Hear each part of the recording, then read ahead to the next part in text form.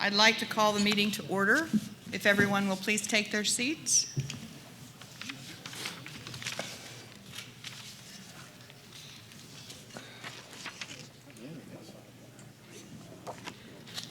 First of all, I would like to say thank you to President Middleton and Professor Trachtenberg for that wonderful presentation this morning. The students were outstanding and a shot in the arm to remind us why we're here and why we do what we do. Absolutely. The first item on the agenda this morning is the board president's report. I have chosen as my theme for this year a culture of respect. I believe that if we can all demonstrate respect for each other at a minimum and actually feel respect for each other is the ideal, issues of bias will be diminished. Once we stop looking at each other as black or white, Asian or Latino, Christian or Muslim, and see each other as unique human beings with interesting facets to share, our interactions will be more positive. But different cultures see respect in different ways. Something that is considered normal behavior in New York City might be considered the height of insult in Atlanta. People in southern Missouri have different life experiences than people in Chicago. I am of the opinion that often offense is taken when none is intended. So how do we learn what other people find disrespectful, and how do we communicate in a polite and respectful way that we feel disrespected by the words or actions of another? I've asked Chuck Henson, Chief Diversity Officer for the MU campus, to put together a panel discussion to address these questions and to open our eyes to making all of our interactions more positive. Chuck?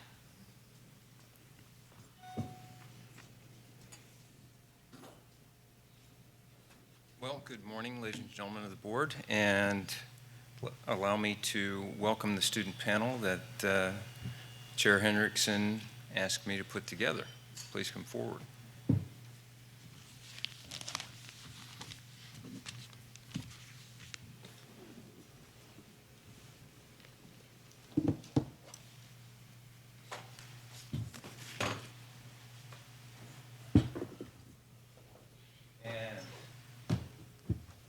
So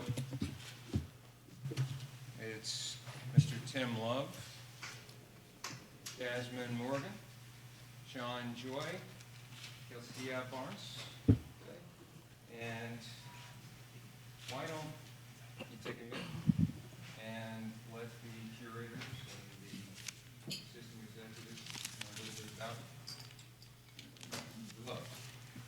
Hello, my name is Timothy Love. I am a first-year MA PhD graduate student in the English department. My focus is 17th century English poetry. I graduated from UC Berkeley. I have a BA in English. And I hope to one day teach as a professor of English. Thank you. Hi, I'm Jasmine Morgan. I am a junior studying health sciences from Chicago, Illinois. I guess that's a general idea of who I am. Good morning. My name is Sean Joy. I'm currently a graduate student. I'll be graduating May 14th at 12 o'clock in Mizzou Arena. I'm getting my master's degree in higher education administration with a minor in college teaching, and I'm from Chicago, Illinois. I received my bachelor's degree here at Mizzou in occupational sciences in December of 2012. Oh, it's further than I thought. Good morning. My name is Kelsey Barnes. I'm a political science and sociology major from Omaha, Nebraska. What do I plan on doing? I'm not quite sure yet. I'm working currently in Jeff City for a representative, and I have nothing else to add. Well, thank you all. Fantastic. So when Chairman Hendrickson asked me, do I actually need to use that thing? We're live streaming. They want to hear you too. So when Chairwoman, okay. Chairwoman Hendrickson approached me to talk about a culture of respect. We had a really wonderful meeting about that and searching for understanding about what that means. In my own mind, there's a proposition there that we are trying to achieve. So a culture, an aspiration for a culture of respect. a culture that inspires respect, ultimately. And so one of these issues about where are you from and who are you and what do you think that looks like? And so over the last 6 years, just briefly to kind of lead in here, I've been conducting an experiment on this campus. Unfortunately, not quantitative, qualitative. Because the culture that I came from in Denver, every black person I met, no matter where I was in the city, we nodded to each other. And I thought that I could just translate that culture wherever, that must be the culture. And I come to campus, and it turns out that my experiment didn't get as many hits as I thought it might. And the impact on me, and I will say this, was confusing and a little hurtful. And I have been learning from these students and others more about really what might be happening. So not imposing my expectations of what respect is on other people, and instead trying to understand that my trying to make eye contact and smile and nod might in fact be an encroachment. So I'm working on it. But we're here to hear from the students, and I'm going to open it up. And if we can start the way we began, Mr. Love, please. Thank you. As long as the Board of Curators prioritizes profits and wealth over and above academics, there can never be a culture of respect. As long as students are viewed as commodities or sources of revenue, serious measures to solidify unity will never be taken. If there was monetary gain in racial harmony, the University of Missouri would immediately approve diversity course requirements. They would immediately hire more African American faculty and make sure that African American students, Muslim students, Middle Eastern students, Latino students, and LGBTQ students are properly represented and treated fairly. But we do not live in a perfect world. Aggressive programs that ensure racial and gender equality cost money. Hiring additional African American faculty cost money. And initiatives that give graduate student teachers a competitive fair shake may undermine profits. And thus justice suffers at the University of Missouri. During the State of the University event last week, I was quite disappointed to witness Interim Chancellor Foley's suppression of racial issues. Sadly, he failed to offer new policies, academic programs that target discrimination, ethnic underrepresentation, or pervasive stereotypes. The State of the University event, as well as his interim appointment, occurred as a result of last semester's racial unrest. Yet the interim chancellor chose not to specifically propose plans to prevent further issues of campus injustice. The interim chancellor painted a wonderful picture of Mizzou. Unfortunately, he only told a small portion of the story.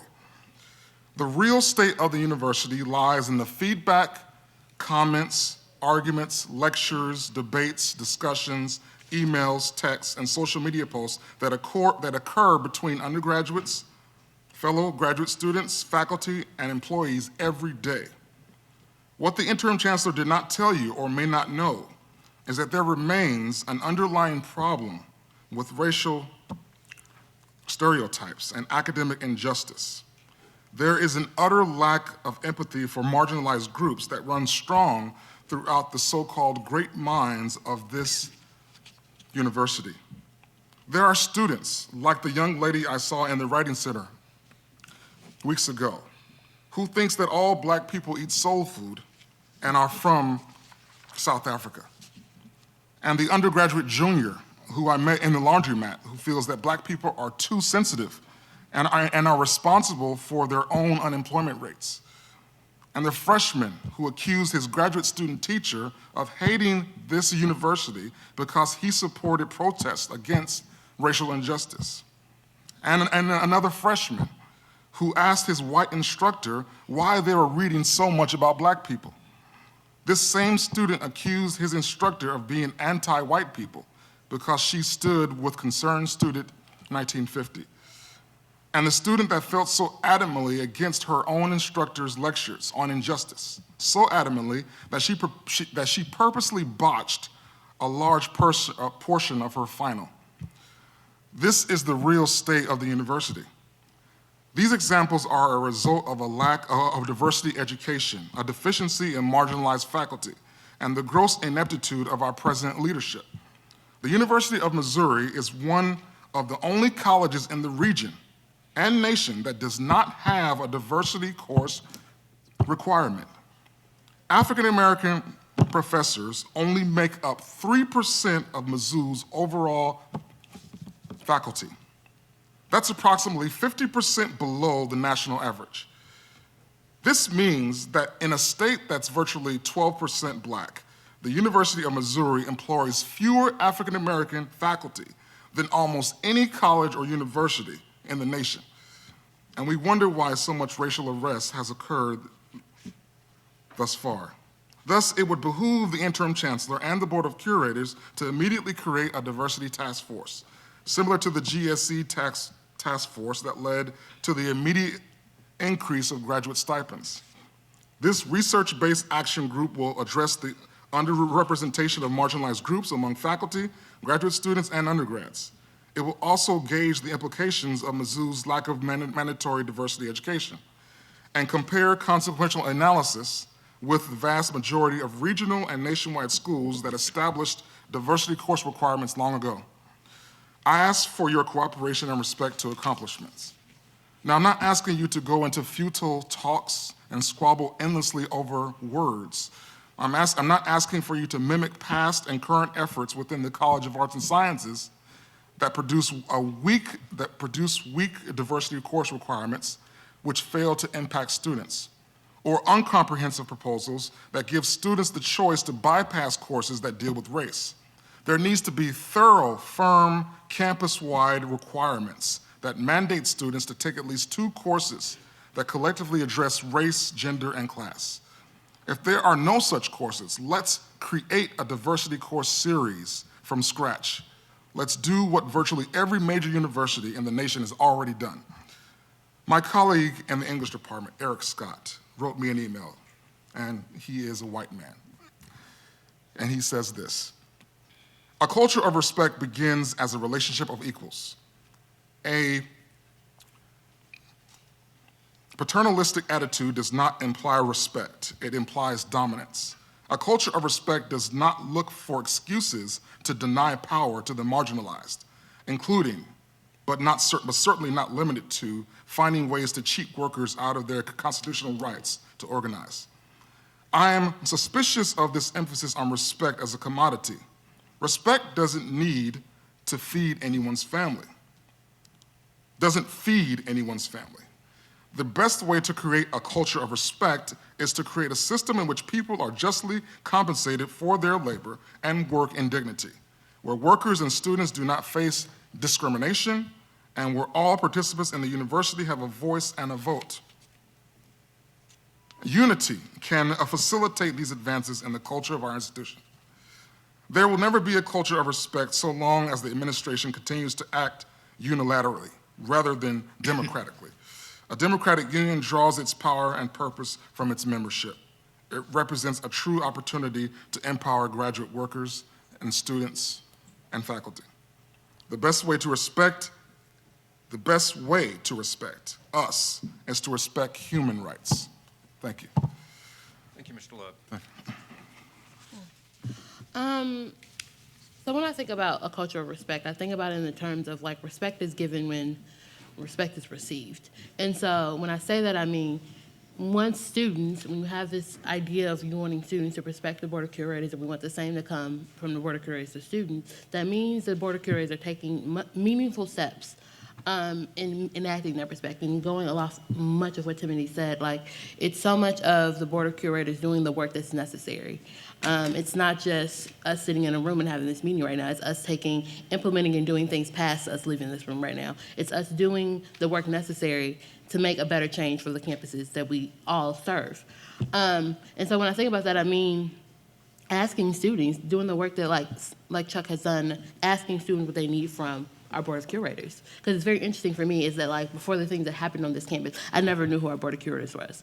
Like, I never knew what the work that they did. I never knew because they never came. It's doing that work and understanding that, like, it's more than us sitting and having meetings. It's more than it's you and all of us stepping outside of the walls of our offices and the rooms that we occupy and actually asking students what needs to be done in doing that work. A lot of what I'm going to say today is a lot of us doing things. It's action that's happening because respect is, a lot of it is just action, doing what needs to be done and asking students what they need from you.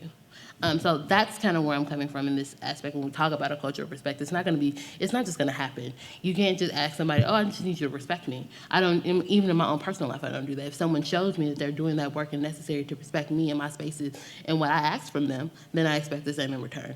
And so mostly what I want from this what this to do and what us doing in the space today is like going and leaving and doing actual things that can implement and happen for these students on campus. So we understand that me as a black student and me as a black woman, that I leave this campus and that I understand that the students that I pay $30,000 plus to attend this university are listening to me. The people who are in power are listening to me and the needs that I need for this campus. Because it's not just me. There's thousands of other students that we all feel the exact same way because this is a constant problem that's happening. It's not just something that just all of a sudden just happened, which I think a lot of people thought. It was because for a long time we all kept silent, and we got into the point now where we're like, we need you to listen.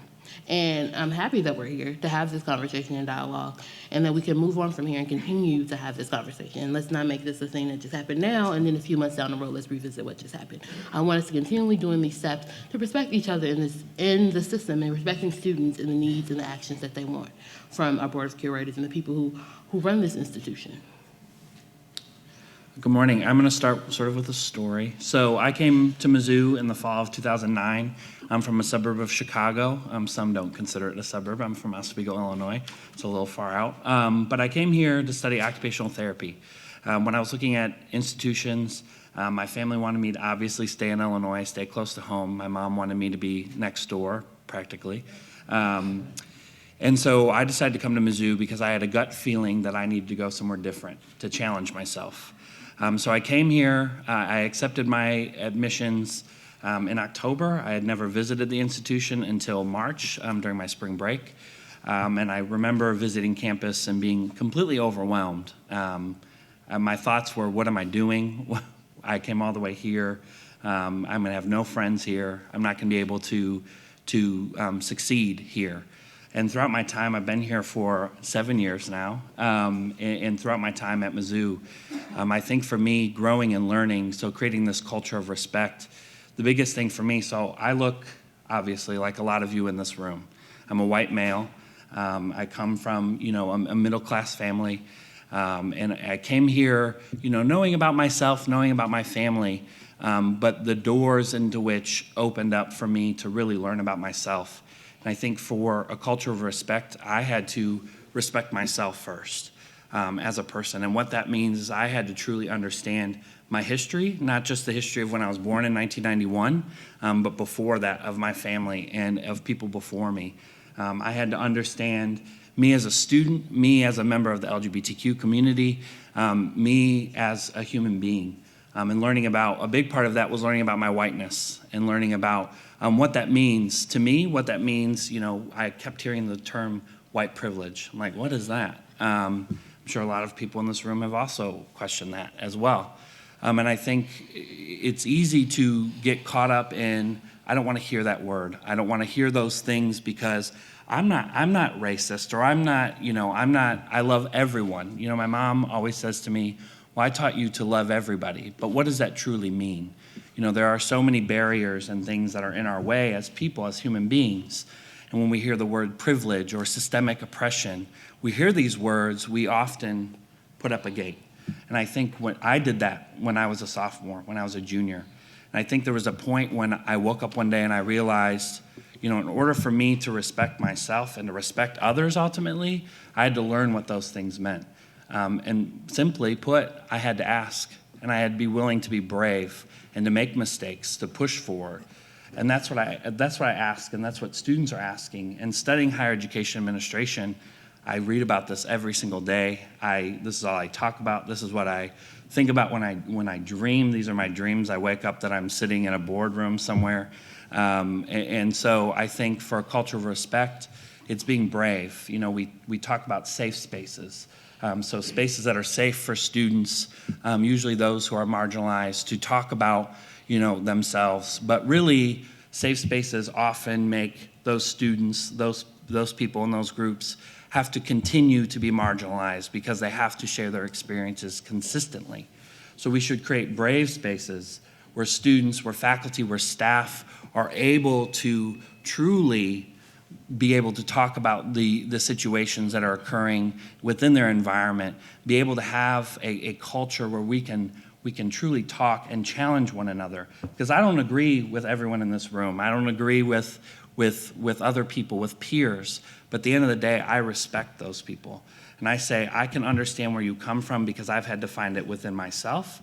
And I've had to learn and ask questions and make mistakes and be told that I was wrong or be told, that I was being disrespectful. And instead of turning away and saying and putting a Band-Aid on it and just turning from it, which I could have done because of the privileges that I have, I decided to face it and to really dig into it. And I think that for me personally, I know that has helped me with my relationships, with the things that I'm involved in, with the things that are closest to my heart.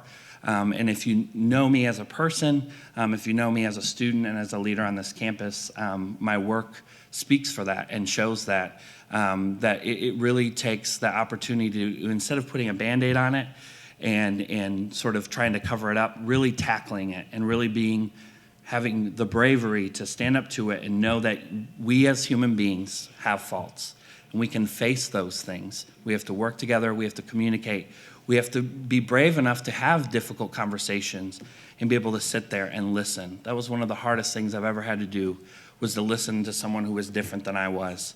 But being able to do that has opened my eyes to a world that I am hopeful about. For here at Mizzou, I do love Mizzou. We have challenges. Every institution has a challenge. We're not the only ones. But I think that right now, because of the spotlight that we are in, we have the opportunity to be that benchmark, to be that institution that other institutions that are moving forward can look to and can model after. And that's my hope. And I'm proud to be a student here. I'm truly proud to be a student here because of my peers, and because of faculty, staff, and students who every day are being brave enough to speak their minds, to disagree with one another, to be able to have difficult dialogue, and to be able to move forward. So for me, that's what a culture of respect is about. Thank you. And I just want to thank Sean really quickly for being such a great ally on our campus. It means so much to know that when our lives are being threatened, Sean was one of the first people that I thought to call when I had to move through campus safely. So I just wanted to thank you. What I have to say is a little hard to swallow. So good morning. I hope you had a great start. So what is a culture of respect? This is really interesting. We shouldn't be asking what is a culture of respect. We should be asking, how do we foster a culture that respects? It's a verb. And so it's really interesting when Sean was talking how a lot of you perked up and started listening, but when the first two speakers were talking, everyone was kind of just like getting tea or eating food or like looking down at their notes or just like not being here. That's really interesting to me. I just wanted to point that out. But what isn't a culture of respect at the University of Missouri? It isn't overreaching our boundaries in jurisdiction. When we have respect, that means we respect a bureaucracy that stands. That means we allow the systems to work how they're supposed to work and not overstepping those boundaries. That means not allowing Jefferson City and those in office and in power to dictate how much higher education is worth in this state. It's not allowing what's in our bank accounts to override what's going on with our students on this campus. Because at the end of the day, we all die in a coffin. We don't get to take anything with us, not our gold name tags, not our LinkedIn accounts, not our spouses, not our feelings, just us. So when we bow down to people, and I know a lot of you are getting uncomfortable right now, you're shifting, that's okay, because that's what we're here to do. We're here to talk about respect. We're here to get a little uncomfortable. I didn't come from Omaha, Nebraska to be called a nigger to my face on this campus. I didn't come from Omaha, Nebraska to be hypersexualized, not only on this campus, but in Jefferson City. Oh, ma'am, you should cover up your chest a little bit. Why? Because people can't control their genital regions to know that my body is not a place just for them to walk all over. That's not what I came here to do. I came here to get a degree. So what does respect look like when it comes to the Board of Curators? Respect looks like not just having cisgendered majority faces sitting and staring back at me in shock that I'm saying all of this at 10 a.m. in the morning. That's not respect. Respect isn't having to go through Jeff City and understand that the real power isn't here, but it's in the majority, supermajority that runs Jeff City. If you're here truly for students, then you're here to go to bat for us. Because at the end of the day, you answer to us because you're here for us. Because our tuition pays for this. My tuition doesn't pay for the racism, the homophobia, the hypermasculinity that I have to encounter every day on this campus. So what do we do to start solving this? It's a scary problem. It's not easy. It's hard learning about privilege. I'm privileged. I came from a middle-class neighborhood. I learned the King's English, but can quickly switch into Ebonics if needed. I was taught to go to etiquette classes. I learned how to golf. I know how to play cribbage. I know what's appropriate to wear at special gatherings. I know all the upper middle class things on how to navigate around my Caucasian peers who majority run businesses, etc. But I also know what it is to be a Black woman, a Black queer woman at that, which my parents aren't too happy about. I know how to do that too, and I know how painful that is. So I'm gonna talk you through some steps on how we're gonna change that on this campus.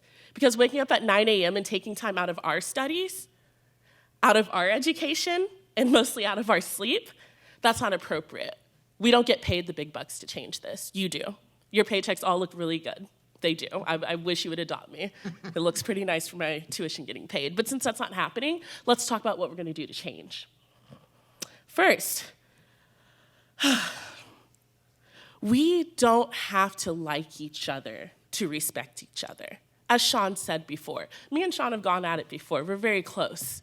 But I still respect him at the end of the day. I may not agree with everything he has to say, just like I don't agree with any one of you with everything you'll probably have to say to me. And that's okay. But I have to respect you. Why? Because you're human at the end of the day. I don't get to judge you when you die. It's not my job. My God told me to love. That's all I have to love. Don't kill nobody and love people. That's all I'm responsible for, and I'm trying to live to that. But you don't have to agree with everything that goes on this campus. CS 1950, protest, student rights, grad rights, Planned Parenthood. The list goes on and on for us. If you just Google us, you'll see. But you do have to respect where these people are coming from. It's not your job to make a moral decision on this university. Your job is to represent students. Secondly, take the time to have a different point of view. A lot of you aren't taking notes right now, and that's fine because this is recorded, so I suggest you go back and listen to what we all had to say. But take time to see a different point of view. I'm privileged in knowing that if today I didn't have a job, my mom and dad can support me. But what about if my parents couldn't support me? How do the systems at the university cater to those whose parents don't support them and have to pay tuition? How does that work? Is there a scholarship available for an emergency fund? And how much is that? Things like that. We need to start thinking strategically, because none of you went to college to sit here and act like you don't know. I'm not in college to act like I don't know. You're now responsible. You're at the age of accountability, and things are changing. I realize this is a very Republican state in a country that is getting real democratic real quick, But we have to take the time to understand on both sides what is going on. I carry a notebook in Jeff City. It has an elephant on it with a blue background. You know why? I'm a Democrat, or I consider myself, but I also want the wisdom of the elephant. There are things I can learn from Republicans that I do every day. Does that mean I agree with everything? Oh, no, no, no, no, no. But that means I respect it, because I can think on that level of what were you coming from when you thought to make this policy?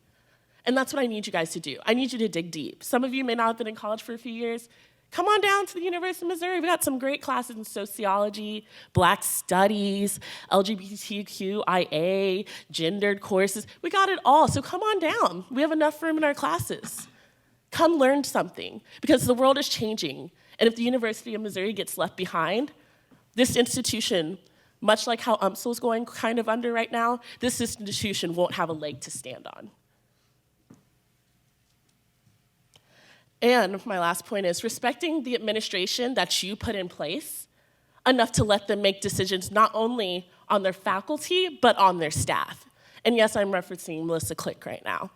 Overstepping our boundaries, your boundaries as the Board of Curators, was not respect, responsibility, discovery, or excellence at this institution. And I know a lot of people right now are red in their faces. They're looking around like, she said it, oh my gosh. Yes, I did say it.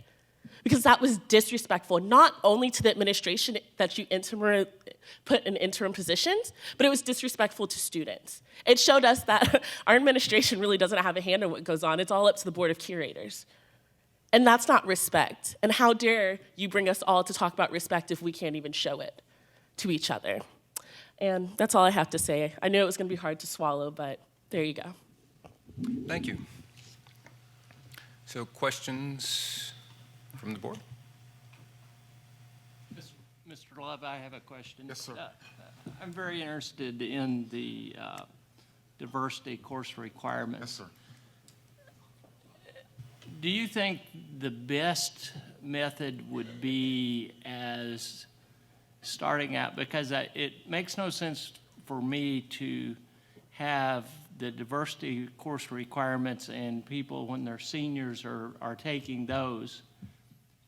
The diversity course requirements, should we have a orientation, say intensive orientation course, first semester on campus? How would you, if you were designing it, how would you do that? Okay, so if I were to design the diversity course requirement, I would first do two things. I would create new courses, as well as analyze courses that are out there that may already comprehensively address the issues of race, gender, and class. Okay, most universities in the nation have a diversity course requirement that either mandates students to take one or two courses, not orientations, not online orientations, not conferences, seminars, but one or two courses that deal with at least race and gender. Okay, you need courses, semester-long or year-long courses to adequately impact students, to plant seeds, to foster mental changes. Before I reached the campus of UC Berkeley, I admit I was prejudiced against homosexuals, bisexuals. I was ignorant. I was a bigot. Okay. UC Berkeley got those prejudices out of me through education, through constant exposure, okay, through humanizing those individuals that are a part of the LGBTQ community. I realized through education and through exposure that they were human, that they were just like me, that they faced situations and problems similar to what I have. So yes, you're okay, and I realize that there are laws in place that if we were to approve a diversity course requirement right now, that freshmen, that existing freshmen, sophomores, juniors, and seniors would probably not be legally bound to a brand new requirement. I realize that, and that's very unfortunate. But that still doesn't mean that there is hope for incoming freshmen, and that there is still hope for undergraduates that are still on this campus. Orientations, online orientations, seminars won't do it. Perhaps for our faculty and grad students, conferences, seminars, diversity training might do it, because I firmly believe that a diversity course requirement should start with our leadership, should start with faculty, start with grad students, okay? Because of the problem that is on this campus. I mean, if you ask the question, why don't we have a diversity course requirement when most of the universities in this nation do have it? And I can only point the finger at leadership. And if leadership feels or has felt to this point that there is not a need for a diversity course requirement, then there's something wrong with the mentality of leadership. Okay, so yes, I do believe that faculty, grad students should have to take some kind of orientation or seminars or conferences, but students must take courses, and courses that, and there are current proposals going on right now in the College of Arts and Sciences that, in my eye, are weak proposals, because they allow students to choose existing courses, and students can, if they want to, bypass courses that deal with race or bypass courses that deal with gender. As long as a course is categorized as a diversity course, which may only deal with class, they can satisfy the requirement under the current proposals going on in the College of Arts and Sciences. I am on the diversity committee of the Colleges of Arts and Sciences. I am currently fighting this, and I will continue to fight this until we coincide our intentions with successful diversity course requirements that have been going on throughout this country for years. Thank you. If I could follow up on Yes, that. sir. I was reading in an article in the Chronicle of Higher Education. What they've done with diversity courses varies greatly over the nation. For instance, some universities have gone and said, like, economics is a diversity course, which I will tell you, having got my degree in econ here, there's some truth to that, but I think it's probably different than what you're talking about. How broad do you think, should the diversity courses, in your opinion, be narrowly tailored, or are there broad courses that we know do in fact involve diversity in every possible way, and are those sufficient? How do you come down on that continuum? Okay. So I'm working with a group of graduate student teachers that are basically already experimenting with this, that are already experimenting with certain plans in Composition 1000 courses. One syllabus that I ran across comprehensively deals with racism, gender inequality, class inequality, socioeconomic prejudices. One course that comprehensively deals with all of these. I would definitely propose, if we go forth with a diversity course requirement, to create a course series, a course series that comprises of two courses that collectively address all of these issues. If there are not already courses out there that comprehensively address with these issues, at least race and gender, okay, we need to definitely create these courses from scratch.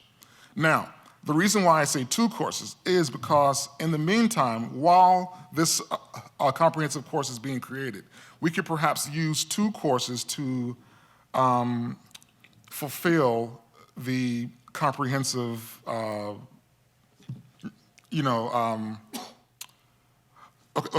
instance, there are courses out there, there are courses at Mizzou right now that deal with race and gender, correct? But let me ask. Yes, sir. It just, and I don't want to take everybody's time. No, you're fine, sir. When you say that, how narrowly or specifically tailored are you talking about? Because a lot of courses, if taught, I think, the true history of this country, would deal with race and gender. And maybe you're saying they don't normally, because, I mean, I understand Okay, the so argument. I see what So your are question you is. saying, I'm just trying to figure out how broad you could go, because part of the practical problem is you could have a very specific course that you tailored, which might be superb, but we can't funnel every A&S student through 2 classes and get them graduated in 4 years. So how broad would you go on distinguishing which classes meet that criteria? And do you feel, and this is what I want you to answer first, is your voice being heard at Arts and Science today in this struggle that you're? Okay, so at this point, I believe my voice is being heard somewhat, yes, and I do believe, with the amount of research that I've done thus far, I do believe that we can funnel students through 2 courses and have them graduate on time. If not, because race is such a volatile issue, and because racism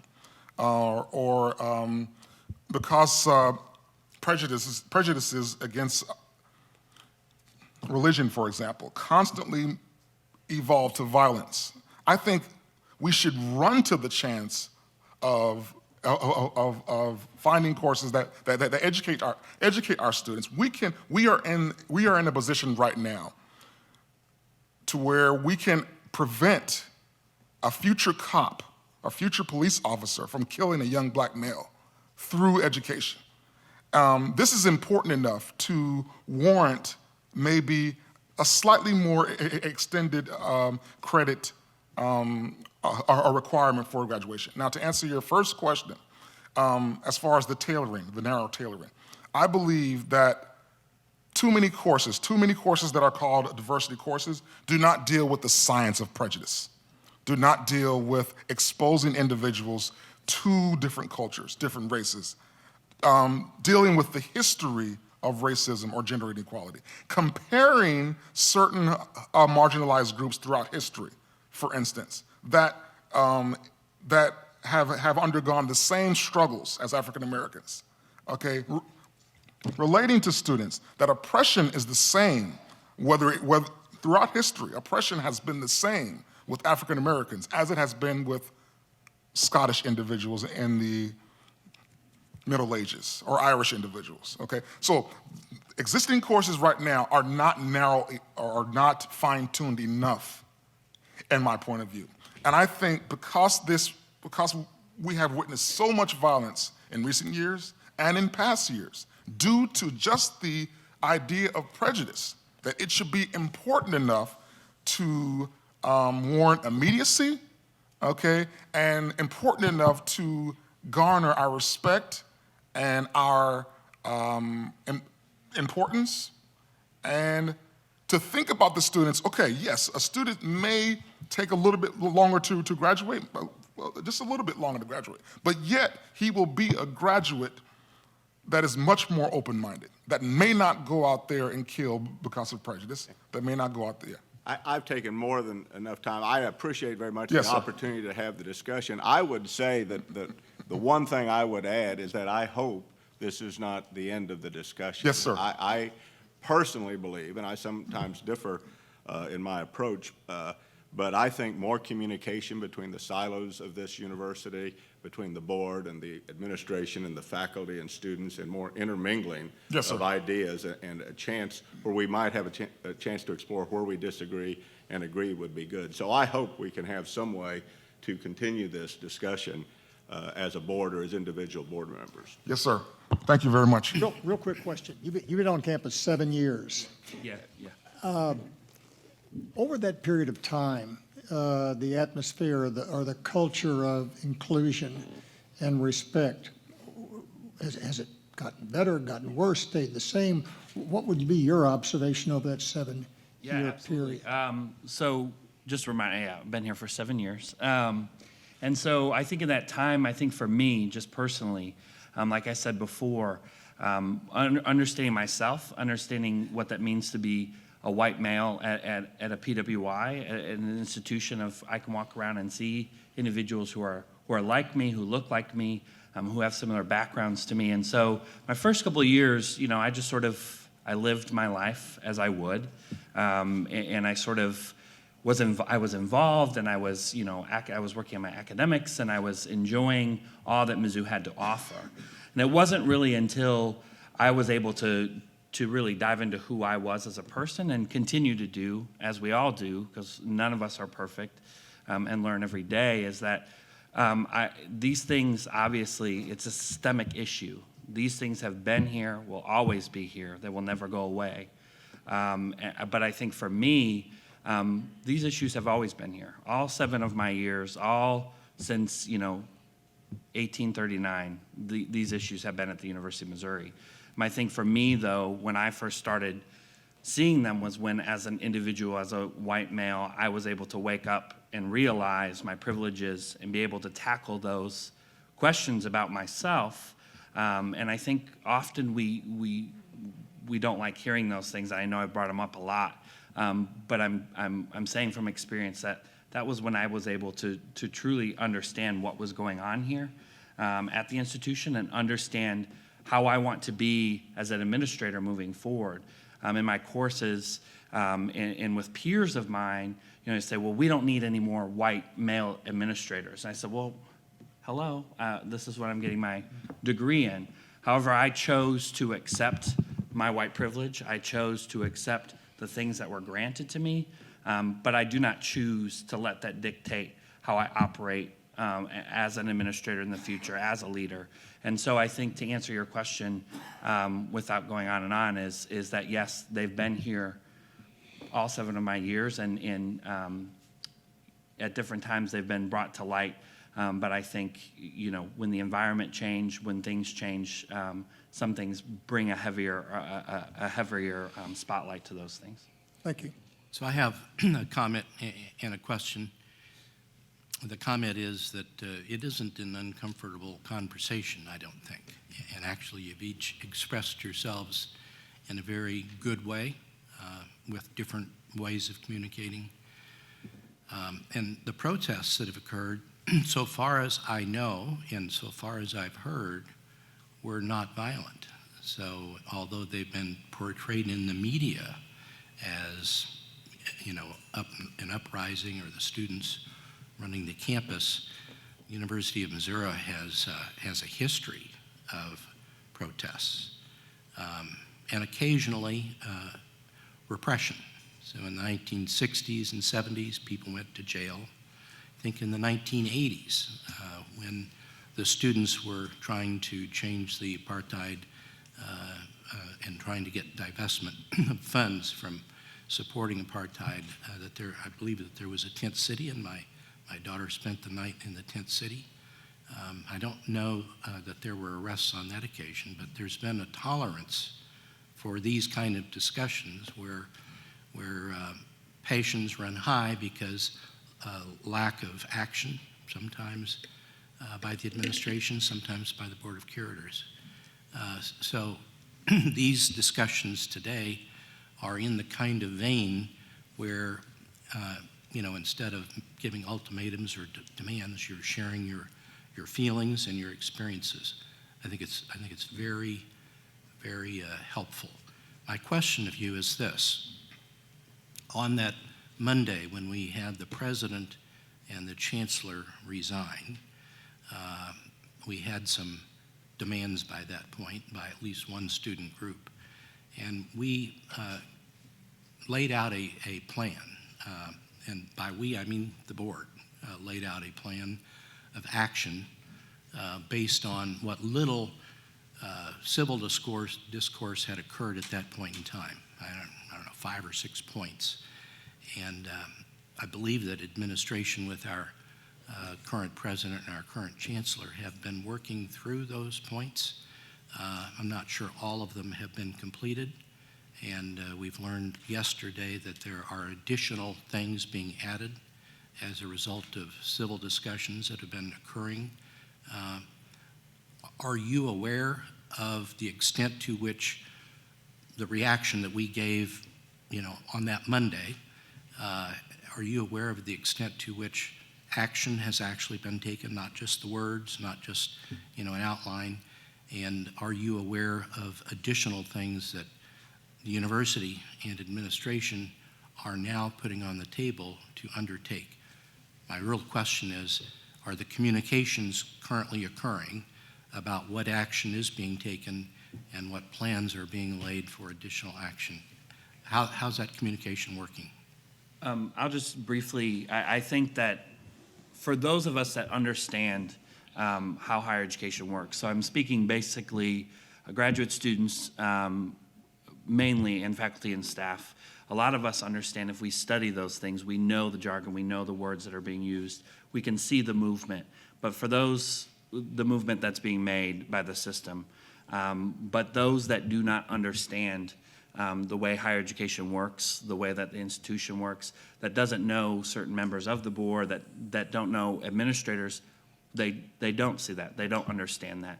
That communication is not being brought to a point where students can fully understand what is going on, how it's working, how this will move forward, how this is connecting to these demands that have been around, and if, I'm sure President Middleton has talked about since he was a student here at this institution, and the amazing work that he has done, and they've been around forever.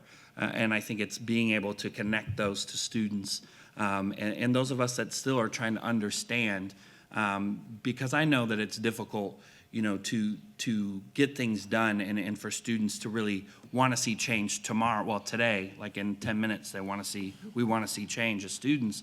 I know that's difficult, but I say to you, continue to push those things. And I think working on communication with us as students, to how we can look at things using graphs, using, images, to really, because we are the age, we are the generation of students, really need to see things in a different light and a different picture. It's not that we're being difficult at all. It's that we just need to see things differently and be able to understand. And so I think these conversations continue to help open that communication, but I would, speaking for myself, and I'm sure for others as well, is that we'd like to continue to see that moving forward. Can I add a short response to that, Curator Phillips? All right.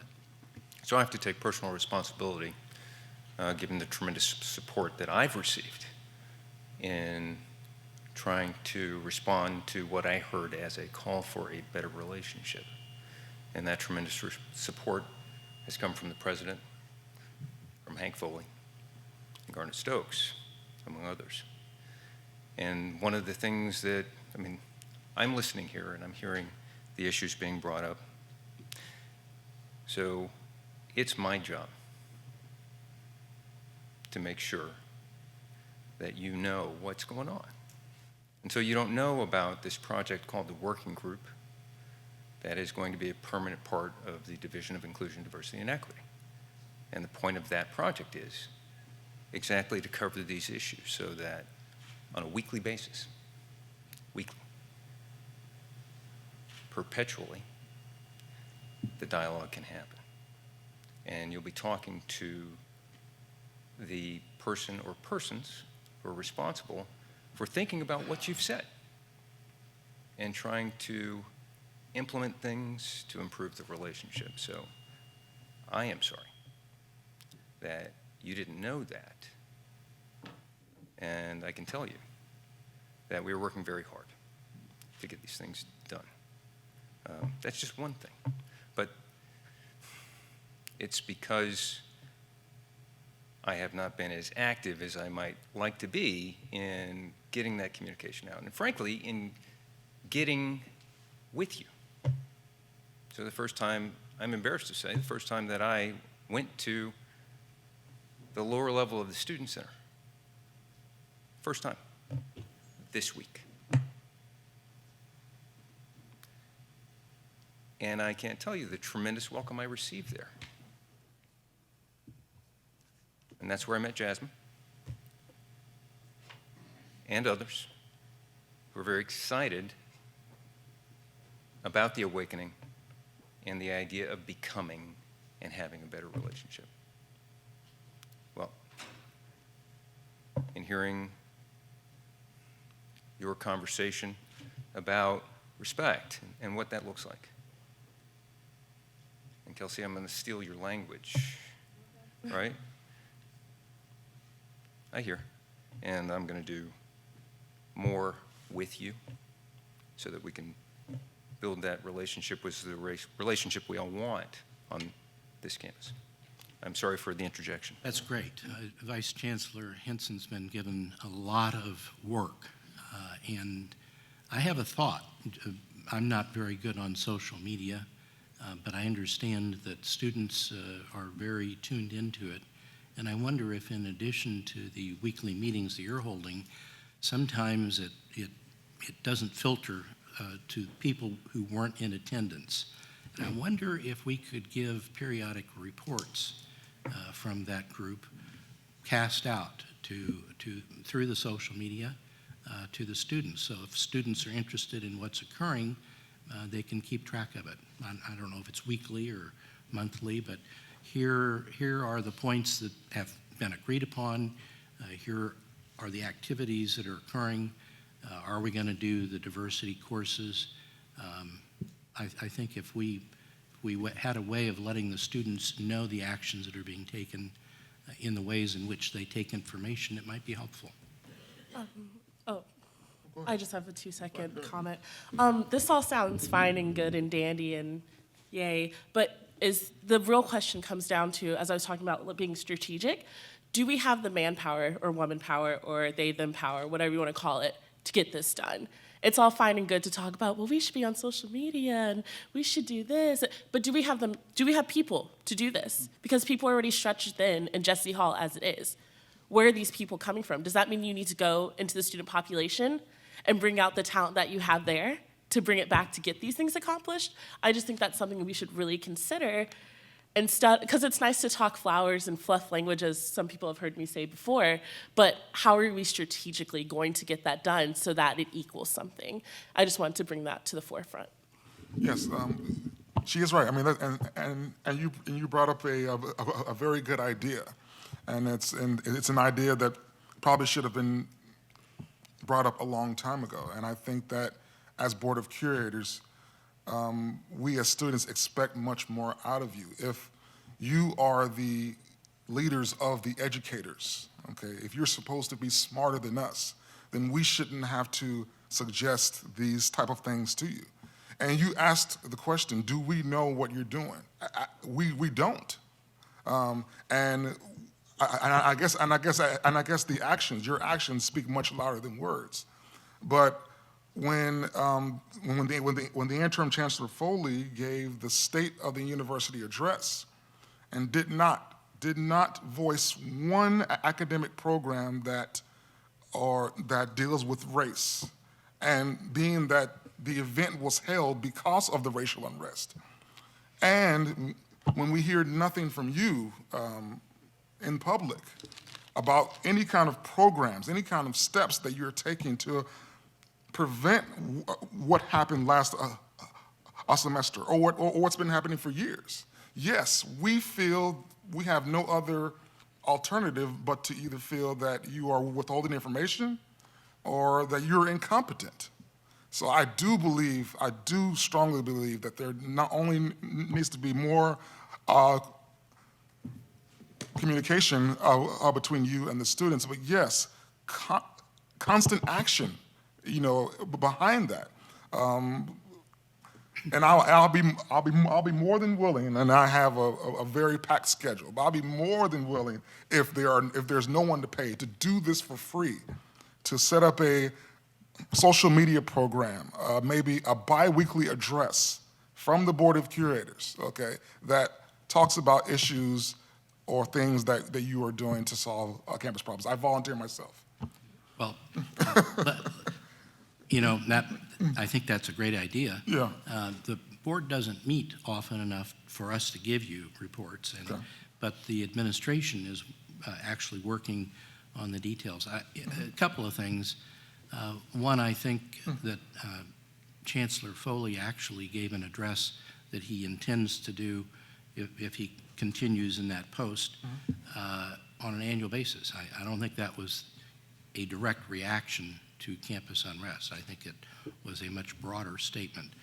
I'm not speaking to the issue about did he give enough attention or any attention to the racism issue that we're dealing with, but I don't think that it was a speech because of that. I think he was looking broadly and frankly trying to put a positive view on all the good things that happen at Mizzou, and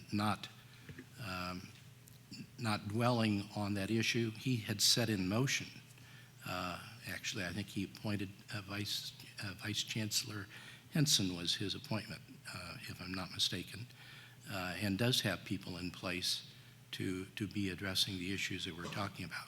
So I'm not being defensive. I'm just saying there are things being done. The board did give a list the day of the resignations, and we've had discussions yesterday about what else, what's going on the list. We've even asked for reports and periodic reports. So I'm happy that we've had this discussion. I think it opens our eyes to the need to, as we go along, there's not going to be an end date, that's going to go on for weeks, months, and years in terms of addressing these issues. But we need to keep the students informed, and they need to be a part of the process. Thank you. I have one introduction, one last one. Two things. First of all, you mentioned that the board doesn't meet often enough to have these discussions, to give these reports. That's interesting because if these problems are keeping us up at night, I can't help but think you're getting a really good night's sleep, and I'm not. So, and being a student that I am, and I have 20 credit hours this semester as well. So my thing is maybe we can systematically change that. Maybe the board can meet. You guys can go to Waffle House, have a discussion, do something to keep this communication flowing. Because if you're only meeting once every 6 months, and then we don't hear from you, that's not helping us, it's not helping you, and this is going to continue to be a problem. So as I said before, let's strategically think about how we're going to fix this. So it can even start with you guys meeting more often. If it takes Waffle House or Reynolds Center or wherever you like to dine, I got student charge, we can go to the res halls, or easy charge, or whatever you want. But something has to change. And that means taking responsibility for the change that needs to happen within your sphere of influence. So that, and then my second thing was, I know that I may be coming off a little harsh, but after going to this university for so long and having the opportunity to transfer so many times and still staying here, I'm only harsh because I care. If I didn't care, I wouldn't be here. I would have long gone to the University of Tennessee, where I have in-state tuition. So the fact that we're up here and that I'm up here giving the hard, you see me sipping tea, giving the hard truth, it's not because I'm here to, I'm angry at the board. No, it's because we're here for change. And it's my mutual respect of you and your respect of me that I sit here and that we all sit here. So thank you. I had a point that I wanted to add as well. We talked about the use of social media. For me, and I think for a lot of students, a lot of it is more than just doing social media work. It's a lot of in-person interaction work. Like, let's be very clear. A lot of students on this institution have no idea who any of you are. Like, you have power over four campuses under the UM system, and some students have no idea who you are.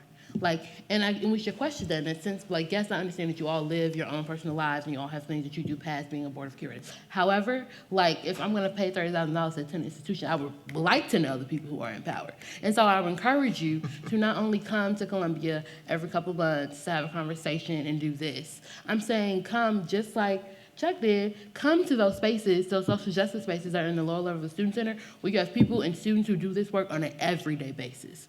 And hear from them and hear from the stories that they do and understand and we have coordinators who run those centers who listen to students' concerns on a regular basis. Like, they take time out of their lives to take care of the concerns that we all have. And I feel like you as all should be making those same type of moves and understanding and listening to the students, and not just like us for students, because we can't all speak for all the students on this campus. Like, I can't speak for the rest of the black women, he can't speak for black men, and then none of us are, and there are so many other identities that occupy this campus and the many campuses that you are in control of. And so what I would encourage you all to do is doing work and like not just doing it from the offices and not just doing meetings. Like, I really encourage to come down and do that work and speak to students. Like, yes, we took time already to do this, but like some students don't have that ability. If you came and sat in the Women's Center for 30 minutes, someone would have a great conversation with you about what's happening on campus. And you would meet a variety of different students with many identities, giving you the information that you need. And so what I want to happen, I want it to be more than us just doing this, because I appreciate this conversation this time because I think it's important, but I also feel like work and seeing people and seeing, like, I'm much on like personal communication and seeing people and like having dialogues that are in person, like not just like, okay, let's just do this social media post and like type this up. Like, no, it's like more than that. Like, you making 5 points, and also let's be clear, like, I don't know what those 5 points are. Are those 5 points inclusive of all the identities on this campus? Probably not. Let's be very real. And so, like, making sure that we're making those steps, that we're talking to everybody on this campus. You can have meetings with the people who run the social justice spaces. You can have meetings with the students who run Forefront, who represent almost every minority student organization on this campus. Like, those are steps that you can be doing. And making and implementing those, and just understanding that this is just us four. It's more than that. It's more than us sitting here and having this conversation. It's a lot more. It's us doing that work. Because let's be very honest, the Board of Curators doesn't reflect the students that attend this institution. So like, we have to be very mindful of that. Like, you're coming from the inside of what you live and your own lived experiences, and much of that as you being white people. And this institution has literally whites, blacks, Asian, Latinos, like, it has so many, and it's so beautiful to watch. But like, you also have to be able to like hear those experiences from students. Like, there was recently an article that came out about an Asian student who had discrimination and racism that happened on this campus, but no one's talking about it because everybody wants to see black and white.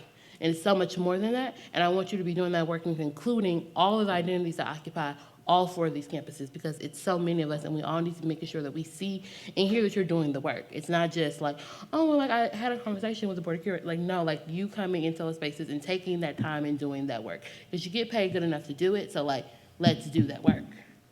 So that's kind of where I wanted to interject for a second. One point of clarification, Curator Phillips. Actually, it was Garnet Stokes that made the appointment.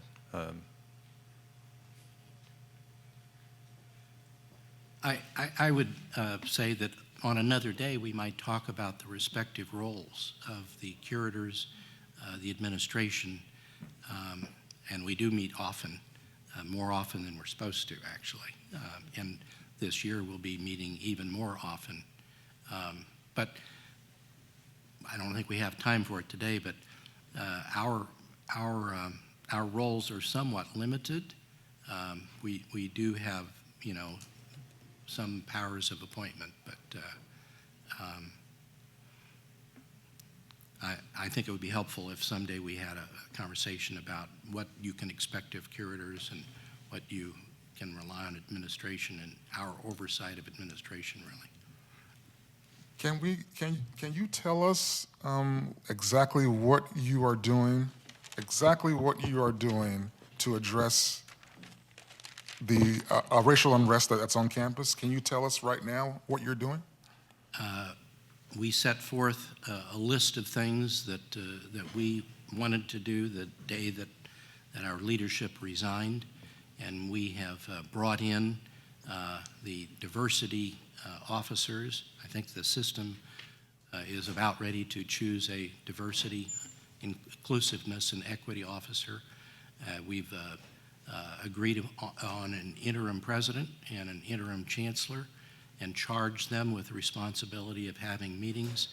We personally don't get involved in those meetings other than occasions like this, or we had one listening session, unfortunately close to Thanksgiving, where we took, I think, 13 different student organizations and listened to what they're doing. And yesterday we were talking with the president and the chancellor about either getting a dashboard. I don't know if you all know what a dashboard is, but it's kind of measuring our progress on different items. And we'll be meeting, I think we'll be meeting again in a couple of weeks on a different matter, and maybe we'll have progress reports on the items that we identified and have asked the President and the Chancellor to identify other things that, that they have agreed to with student organizations with which they have been meeting. That kind of defines our role, which is to put in motion the administrators who hopefully have been meeting with student representatives. So as of this point, there are no policies in place yet. There are no programs in place yet. There are only appointments. And I do understand what you're saying.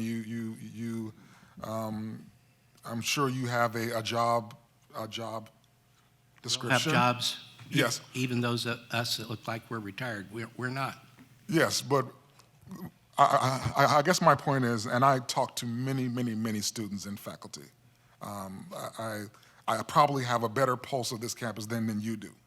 So what I'm saying is perhaps given the extreme conditions of campus, perhaps it's time to change your job description. Perhaps it is time to go above and beyond what you have always done. Perhaps it is time to take action now, regardless of what you're supposed to do. I'm doing much more than I'm supposed to do, and to tell you the truth, as a grad student, I don't even really get adequately paid for what I am here to do. So that's all I'm asking. That's all many students are asking, and of course, it also doesn't help that all of you are white. Okay, that sends more of a signal that that there's a gulf in between us, okay? But of course, we all can look beyond that, and I'm willing to. But if there are still no policies in place after all these months, okay, then we have a right to be angry. And She, then, she has a right to be angry. Oh, I just have a 2-second comment. I always have 2-second comments. They're so great. Piggybacking off what you just said really quickly, your job descriptions may be oversight, but when you're called to be an ally of groups that don't look like you, have sex the same way as you, have the same skin color as you, then you have to go beyond your job description. I'm not saying you have to go join the gospel choir at Urban Empowerment. What I'm saying is it won't kill you to go down to the social justice centers.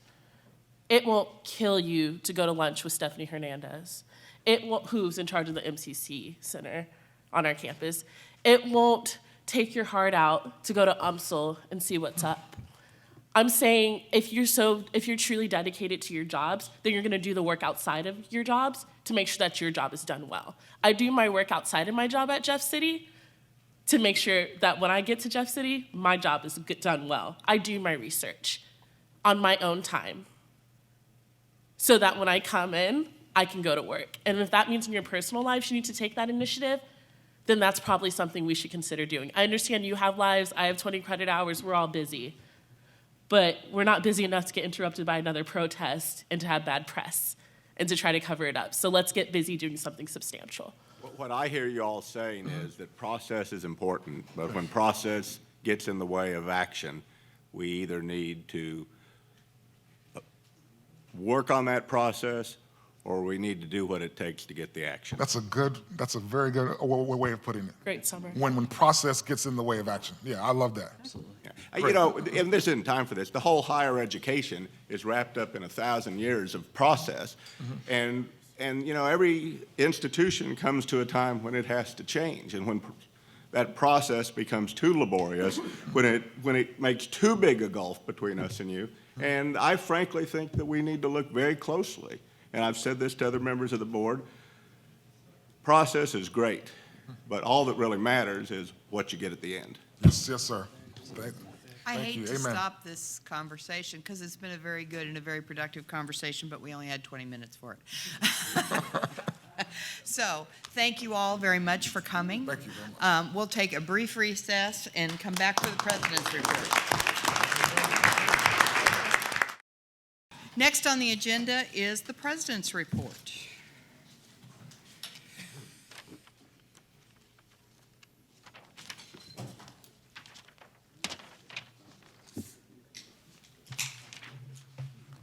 Good morning. I want to thank you all again for the opportunity and privilege to serve as interim president of the UM system. And, well, let me start with this. I'm a proud grandfather of 7 grandchildren, all under the age of 8. In my too brief retirement, I was thoroughly enjoying visiting with them at their homes in Kansas City, Nashville, and Atlanta, taking them to the playground, pushing them on the swings, catching them on their slides. I was also working very hard to improve my golf game, which is one of my passions. I was enjoying every minute of my retirement. There are few things in this world that Julie and I would rather be doing at this point in our lives than spending quality time with those kids and each other. Yet we agreed that only for this university would we give that up. You see, we love this place almost as much as we love those kids. Since taking this role, I've spent nearly 3 months listening, doing a lot of listening, while also trying to keep my back straight, my head up, my mind focused, and my thoughts positive so that we can foster real change and address the real problems we're facing. I've walked the halls of the state capitol numerous times already in the first month of this legislative session, and I can tell you it's not pretty down there. But our representatives are passionately voicing their apprehensions and the concerns of their constituents, the people of Missouri. I'm hopefully softening some of their concerns, and while I'm feeling some progress, I know this is going to take some time. In addition to our elected officials, I've met with alumni, extension leaders, donors, parents, students, faculty, staff, and several other groups.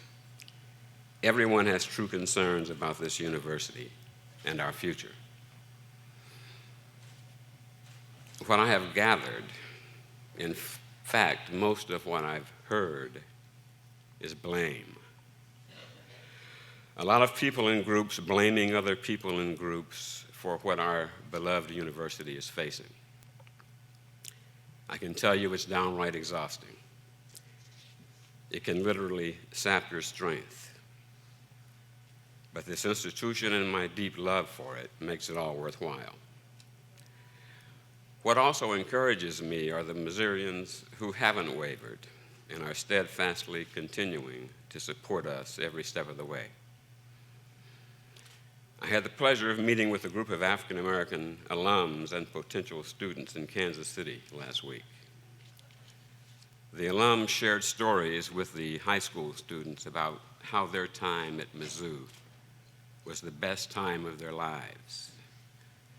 They reflected on the issues the campus faced during their years here, but uniformly noted that none of the discomfort they experienced compared to the benefits they received from attending this university on this campus.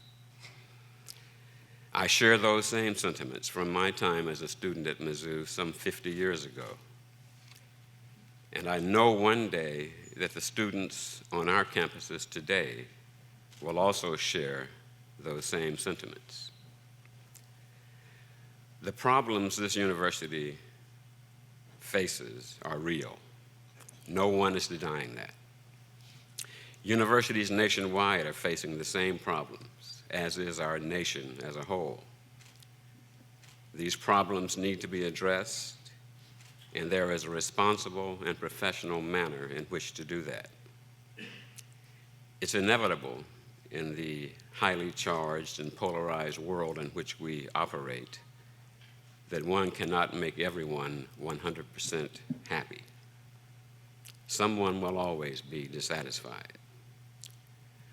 But we must come together and make decisions in the best interests of the university and its future development and the future development of our society.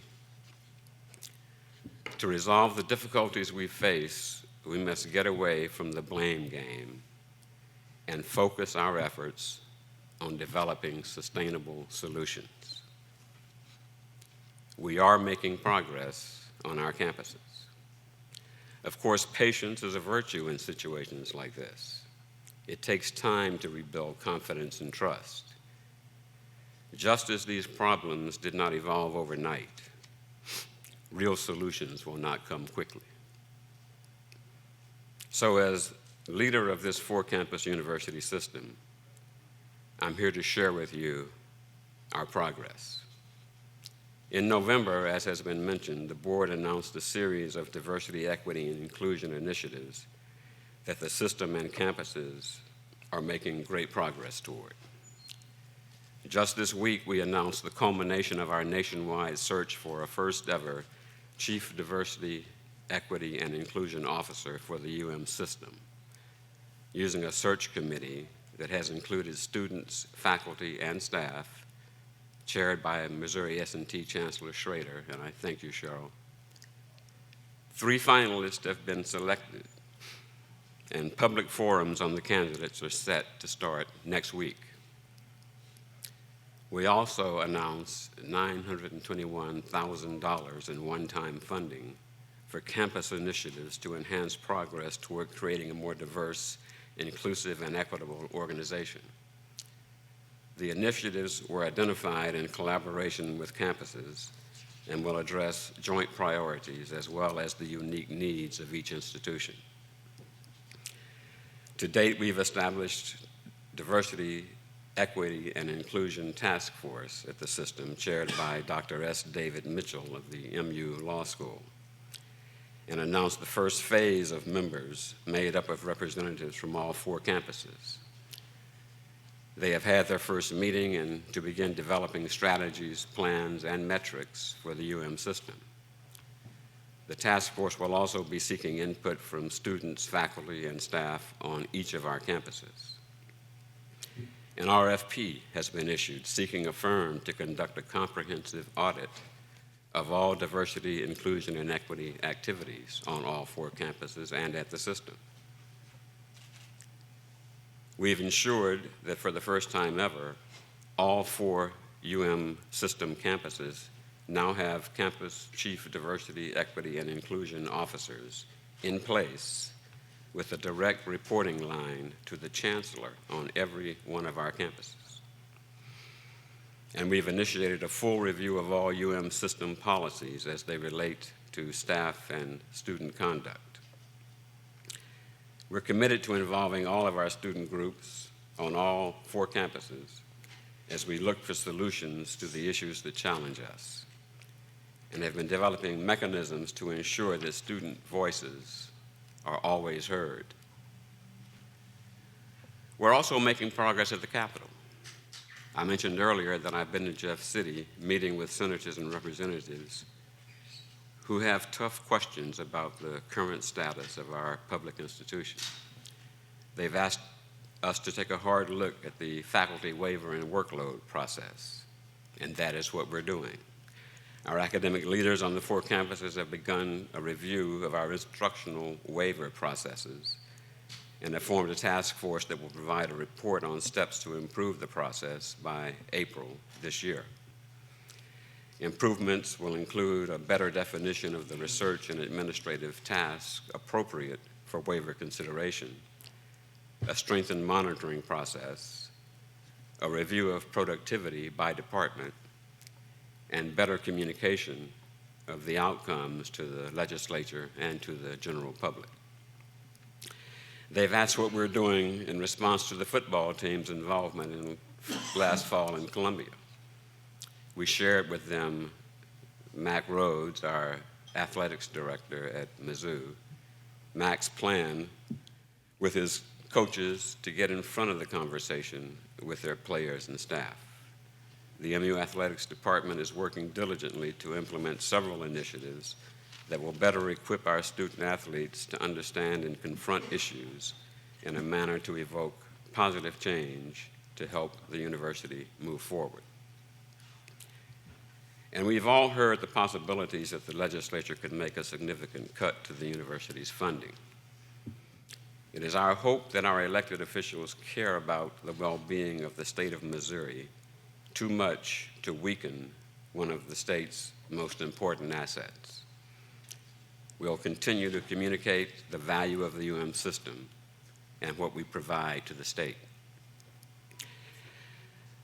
I've said it before and will continue to say, the University of Missouri system, our 4 campuses, and the health system, and our extensive extension programs won't be defined by recent events. We are much more than that. We must stop trying to fix blame and focus on fixing problems. It's time to stop looking in the rearview mirror and start looking at the road ahead of us. It's time to move forward. Our campuses are doing incredible things. In the past month, I've had a chance to visit each of the chancellor's leadership teams, and I'm truly impressed with the great things happening on each campus. Research conducted daily is changing lives for the better. The health care we provide is saving lives every day. Our faculty are educating and growing thousands of students to be leaders of our future. We've met many of them today, both in the previous session and at breakfast this morning. And our staff is providing remarkable support in that effort. The value we provide to the state of Missouri is unwavering. We can't lose sight of why we exist. As a university centered on education, research, service, and economic development, we must be poised to respond to the grand challenges we have ahead of us. We have unique strengths to address these challenges, not to mention brilliant faculty members who come to work every day to train our incredible students who are working on tomorrow's greatest innovations to create jobs for the future of this state. I'm looking for people who want to get on board with me to move this university in a positive direction, and I am finding them all over the state, on our 4 campuses and across the nation. On Monday and Tuesday this week, I met with our federal congressional delegation. I met with the Undersecretary of Education. I met with the Deputy Assistant to the President and Deputy Director of the Domestic Policy Council in Washington, and the Washington Higher Education Secretariat. They all offered their support of our efforts here at Missouri. In honor of Black History Month and the celebration of Dr. Martin Luther King Jr. last month, we're reminded of one of his most famous quotes.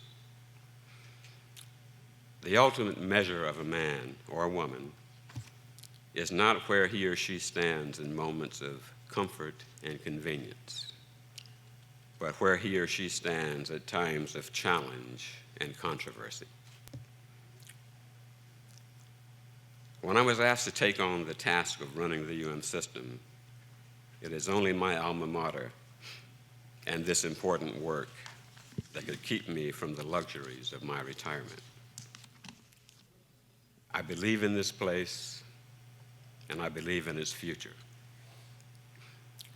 But I also believe that if we really, truly want to move this university forward in a positive manner to make the state proud of us again, we have to put away any hard feelings, work together, and do what is right for this remarkable institution. One of the things I heard in Jeff City, and I heard it again this morning in a conversation, the question, who's running this university? I've heard references to the inmates running the asylum. I heard this morning references to animals running the zoo. Let me say, we are neither an asylum nor a zoo. We are the university, discovering new knowledge, serving Missouri's communities, teaching, mentoring, counseling, guiding young adults, developing new products. Our students are neither inmates nor animals. They are young adults that we are grooming to lead us through the 21st century. And who's running the university? We are. The board, me, the general officers, and their staffs, faculty, staff, and students on all of our campuses, including Extension and the health system. This is our university, and we are running it. Let's come together as the intelligent, compassionate, respectful people that we aspire to be, determined to live in a civil society and be the change we want to see. Thank you, and peace be with you all.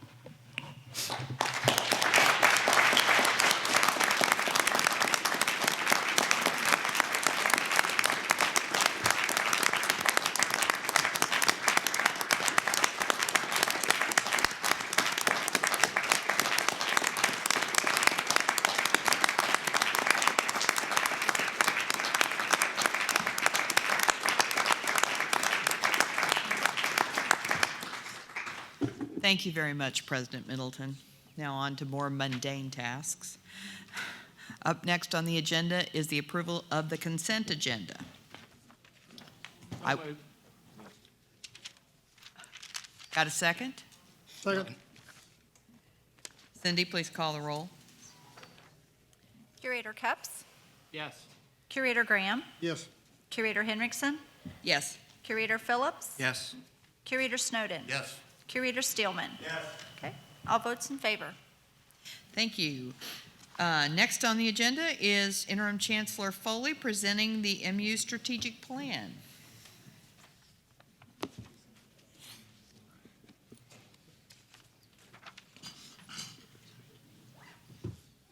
Well, good morning, and thanks very much for having me here this morning and putting in some time on the agenda for me to go over some of the accomplishments we have made. In picking up on something Mike said, I just want to point out that when we look at Mizzou's mission, we remind ourselves always that we're a public land-grant university. And I take that very seriously. You know, Martin Luther King famously paraphrased Theodore Parker, who was a mid-19th century transcendentalist pastor, New England, when he said that the long arc of history tends towards justice. And in the United States, probably one of the most impactful acts that the government ever undertook to really drive us towards justice, social justice, was in fact the creation of the land-grant university under the Morrill Act, which had as part of its mandate to in fact educate the sons and daughters of what they called then the laboring classes. So when I look at our mission, when I look at our strategy statement, I'm comfortable with it. We are an interdisciplinary research and teaching institution. We've been that for a long time. We take great pride in that, and we'll do everything we can to enhance that as we go forward. The strategic plan, thanks to Garnett Stokes and Patricia Oker, who is not here, I don't think, has been streamlined considerably over the past 4 or so months, and I'm very happy about that. So now, if we remember the taxonomy of the plan as articulated by system, is that we have a strategy, we have themes, we have levers, and we have actions. And so what you saw first was our strategy statement, then you see 3 themes across the top, and then underneath each of those themes are levers, and underneath the levers are the actions. So the 3 themes I think are worth repeating: enhance MU's strengths to prepare graduates to face tomorrow's challenges. Diversity, inclusion, globalization are a major part of that which we must do to educate students for the 21st century. I'll come back to that. Number two, growing high-impact interdisciplinary research. Mike also said that we are a tremendous value for the state. We are. We're a significant portion of the actual economic growth of this state. And we'll talk more about that as well. And number three, ensuring that MU has the resources and processes to support high-impact teaching and research, meaning that we need to look at everything we do to be sure that we're doing it as well as we can with the resources that the state and our students provide to us through tuition and fees. Let me touch first on this issue, and that is we are still in a rather select group of universities. This pyramid is meant to give you a visualization of just how select that group is.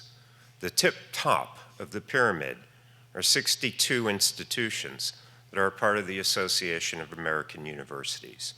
We have been a part of that group for 107 years. I take that very seriously. And as I said in the State of the University address, a university is made up of those who came before us, as well as those who are here, and those who will come here in the future. We would like to leave a university that is even better than the university we received from those who came before us. We'd like to leave a better university for those who are coming after us. And part of that is maintaining this rather exemplar record that allows us to be a part of the AAU. There's nothing wrong with the next category of schools. There are only 232 schools that are in that category, and we are right on the edge. They're good schools, and we'll be proud to be part of them if that ever happens. But in the meantime, we should do all that we can to be sure that we don't fall from that pyramid and from the peak of that pyramid. The AAU, because it's made up of the most excellent schools in the university, embraces diversity in a way that's exemplar. This was stated recently by the AAU, on their own website, by the presidents, and by those leaders of these institutions who recognize in the 21st century we have to embrace diversity. And to embrace diversity fully, we also have to be inclusive. Diversity, as they say, encourages students to question their own assumptions, to test received truths, and to appreciate the complexity of the modern world. That is the essence of that which we are trying to do here at Mizzou. And that is why we embrace diversity, and that is why 26% of our students are not majority white students at this point. Let me go on. New initiatives to promote diversity are several-fold. We've been working hard on this for the last 10 to 12 weeks. With Vice Chancellor Chuck Henson, one of the more important things I think we did in December, and which we did through January, was to reach out and to meet with students who feel that they're at the margins. So in addition to African American students who feel at the margins and minoritized, we've reached out and met with, discussed issues with Jewish students, with international students, with Muslim students, and we will continue to do these. I've also had in this building numerous coffees with students that we invite to come speak to us to be sure that we are hearing them. We'll continue to do that, and we've heard them. And yes, there is a sense of alienation among many of these groups. And we're doing everything that we can, as quickly as we can, to try to help them feel that Mizzou is more caring, smaller, and indeed more inclusive. Diversity education courses for new students have begun, in fact. We started this in January with the onboarding of those students who came in for the second semester for the first time. I'm really proud of the fact that this course was put together by Stephanie Shonakon, who is the chair of Black Studies, and Joan Hermsen, who is the chair of Women and Gender Studies. I'm also proud of the fact that Chuck has put together the working group that he spoke about today, and he'll be meeting weekly with people in that working group to go forward and to be sure that we hear from them as to how well and how effective they think this course is and other ways that, in fact, we can incorporate diversity and educational diversity in our undergraduate curriculum. We've also undertaken a new lecture series which focuses on the very harsh and real aspects of the African American experience in Missouri. That has started, and I'm thankful to Dr. Keona Irvin, who is an assistant professor of history, and Dr. Gary Kremer, who is the director of the State Historical Society. This is a wonderful partnership that's taking place between the university and the State Historical Society to make this happen. This is unprecedented. It's never been done before. And for those of you who are at the first lecture, you know that it's necessary, and you know, as I know, that it's somewhat hard to listen to, but we have to face it. Third thing, particularly those of you who are interested in social justice, the author of Just Mercy, Brian Stevenson, will be here on campus to give a presentation. If you haven't read his book, Just Mercy, I suggest you do so. If you haven't seen his TED Talk, I suggest you do so. We'll see what we could do to get other notable luminaries here. It would be wonderful to get Taishi Coates here, who wrote Between Me and the World, but I don't know that we could afford him. So I looked to President Middleton to know whether we could do that. We've also started to do a much deeper dive among the leaders of the university, namely chancellor staff, provost staff, and dean's council, when it comes to really our own attitudes towards diversity. And again, Chuck has helped us tremendously as early as December 21st, in spite of the fact that there was a holiday soon to follow. We had our first interaction with Dr. Benjamin Reese from Duke University, who took us through a really interesting and provocative presentation on implicit bias. So we have been working, we'll continue to work. There's more that I could say, but I've got to keep some things for the future to entice you with. Let's move on.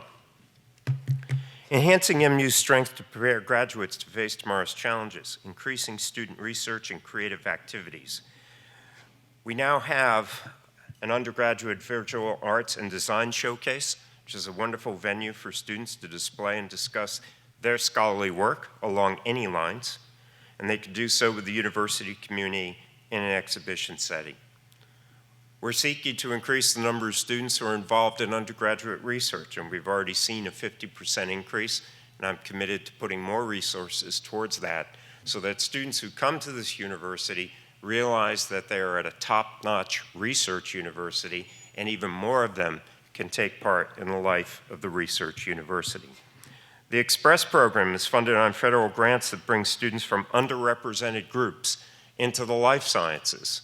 We're working very hard to make that effective and to bring undergraduates of color into these groups and to expose them to the opportunities that they can have in these disciplines. Clinics across the campus are providing hands-on learning for students and tremendous opportunities for them to go out to do service learning in our communities. There's no shortage of service learning opportunities just here in Columbia, let alone in St. Louis and Kansas City. We're also seeking to enhance MU's strengths to prepare graduates to face tomorrow's challenges. In this, we're investing in new tools and strategies to recruit and to retain students. Retention is crucial. MU Connect and Early Alert are tools that allow us to improve student access to services of all kinds and to allow advisors and instructors to reach particularly academically at-risk students earlier and to help them as they get through those difficult points in their undergraduate careers. Educational Advisory Board Student Success Collaborative was piloted in 2015, this fall, to identify targeted campaigns for academic exploration and advising services. Again, the idea that we want to help students customize their undergraduate program to fit that which they want to do. You can see enrollment has been excellent this fall. Our retention rate hit an all-time high, and our fastest growing segment of the undergraduate population is indeed international students. We're also seeking to grow high-impact interdisciplinary research. And here what we're trying to do, and you've heard me speak about this before in my previous roles, is to really set off a virtuous cycle. So starting with research, I want to take research to discoveries, discoveries to innovation, innovation to technology, technology to new companies, back to research. We take in state dollars and federal dollars to do that. But Brian Burnett and his team can show you that there is a one-to-one correlation between the number of state dollars a university gets and the number of federal dollars it gets and how large that research engine is. So it's paramount that we explain ourselves to our chief benefactor, which is the state of Missouri. Like Mike, I've spent time in Jefferson City. I've been there twice already. I've tried to explain, I continue to try to explain, that we are not defined by single isolated incidents. We're defined by those things that we get up and do every single day very, very well for the state of Missouri. And this is one of those. And the idea is, of course, that revenue from new companies will flow back into MU's research establishment, but even better, those new companies will create jobs and raise prosperity in the state. And we're seeing this happen. We also have to recruit and retain high-impact faculty members. And what we're trying to do here, really, and have been doing over the last year or so, is to bring in people who are exceptional in their fields, particularly in the sciences, so that they can, in fact, begin to nucleate an even stronger culture of interdisciplinarity and an even stronger culture of accomplishment. These are people who are exceptional in every single way. And we can measure that in the sciences and engineering very nicely with measures such as the H-index and citations. And we've found that in select areas like these, Missouri turns out to be an exceptional place for these scholars. Our top fields are really going to be the hard sciences, the plant sciences, the animal sciences, and medicine. Some of the more exciting things that have happened this year in the sciences include Stefan Serafianos' work that elucidates for the first time the quaternary structure of retroviruses such as HIV. Dongchen Duan's work on gene therapy for the horrors of muscular dystrophy. Sylvia Jurison, who continues to work on all sorts of radioisotopic labels for nuclear medicine. And Randy Prather, along with his co-workers Kristen Whitworth and Kevin Wells, has put together incredible advancement in an animal, a pig, that is actually resistant to the PRRS virus. This is extraordinary work, and it's just a glimpse of that which Mark McIntosh and I were able to put together for you. We're also investing strategically in many other areas. So it's not just the sciences. We're a comprehensive university. The Kinder Institute on Constitutional Democracy is one that we're very proud of, and one that will continue to grow and prosper over time.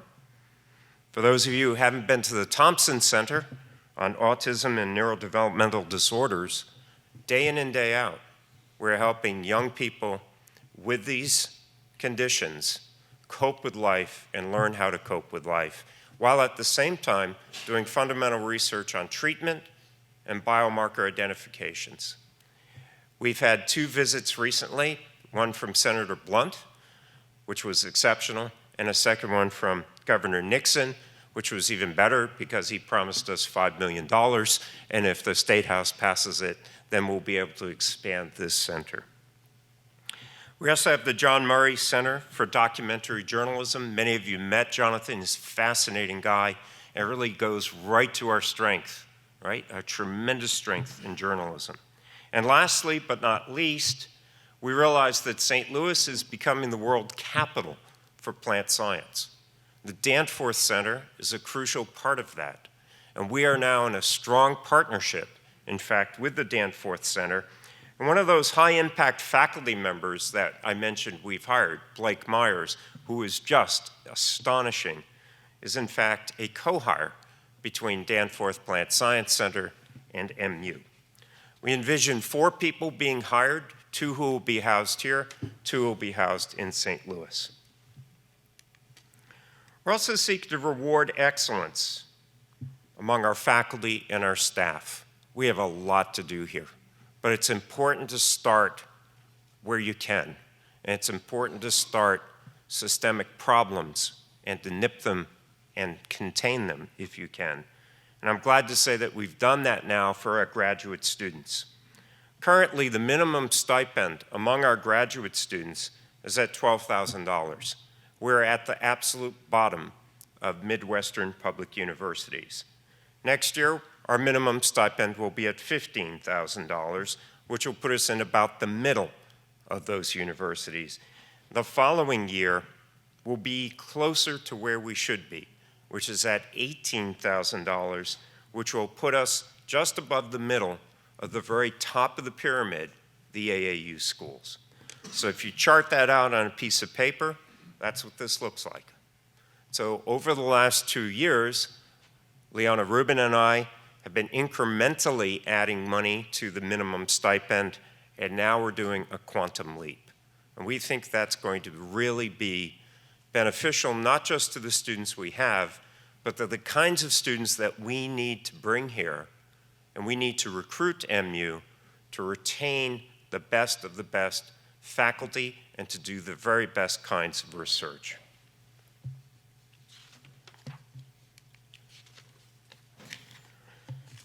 We're also seeking, as you could tell, to strengthen our campus, not just in terms of diversity, but also inclusion and safety.